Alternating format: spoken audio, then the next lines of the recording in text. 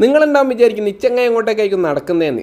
നടത്തൊക്കെ കണ്ടാൽ വിചാരിക്കും ഈ 10 സെൻറ്റ് സ്ഥലം വാങ്ങാൻ വന്നാന്ന്. ഓൻ എത്ര ഏക്കർ ഉണ്ടെന്ന് പോലും ഇതറിയാത്തതിനെ കൊണ്ട് ഇങ്ങനെ നോക്കിയിരിക്കല്ലേ. ഞാൻ അന്നേരം തന്നെ ചോദിച്ചു, എല്ലാ മോനെ നീ എന്തിനാ ഇങ്ങനെ നടക്കുന്നതെന്ന് വെച്ചപ്പോൾ എന്നോട് പറഞ്ഞു വെച്ചിട്ടുണ്ടെങ്കിൽ ഇതിലല്ല പോണ്ടി അതിലേ പോണ്ടിയേ നോക്കുന്നവരല്ലേ ഇവിടുന്ന് കുട്ടികളോട് ഫുട്ബോൾ കളിക്കാൻ വേണ്ടിയിട്ട് പോണ്ടിയ പരിപാടിയാണ്. ഞാൻ അന്നേരം തന്നെ പറഞ്ഞു വെച്ചിട്ടുണ്ടെങ്കിൽ കുട്ടികൾ കളിക്കൂട്ടിക്കില്ലെങ്കിൽ പിന്നെ ഒന്നും നോക്കണ്ട കേട്ടോ, വേഗം അങ്ങ് പോരാന്ന്. അപ്പം തന്നെ പോയ ഉടനെ ഒന്നും നോക്കിയില്ല.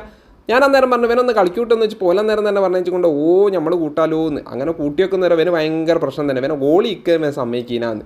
അങ്ങനെ ഒന്നും നോക്കിയില്ല. ഞാൻ അന്നേരം തന്നെ പറഞ്ഞു ഗോളി ഇക്കാൻ കയ്യിലെ വാ പൊരിയെന്ന്. അന്നേരം ഓലെല്ലാം പറഞ്ഞു വെച്ചുകൊണ്ടെങ്കിൽ ഞാൻ ആ മുഖം മറിച്ചിട്ട് ഇങ്ങനെ നിൽക്കുക. തെങ്ങിൻ്റെ മുകളിലത്തെ തേങ്ങ പോലും എൻ്റെ തലയിൽ വീണാലും കുഴപ്പമില്ല, ഓനെ കളിക്കുക എന്തായാലും കൂട്ടൂല എന്ന്.